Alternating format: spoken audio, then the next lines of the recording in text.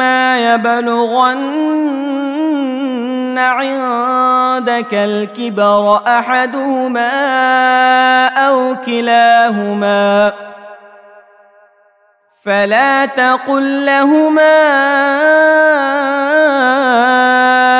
أف ولا تنهرهما وقل لهما قولا كريما صدق الله العظيم। পরম করুণাময় ও অসীম দয়ালু আল্লাহর নামে শুরু করছি। মহান আল্লাহ আদেশ করেছেন যে তাকে ছাড়া অন্য কারো ইবাদত করো না এবং পিতা মাতার সাথে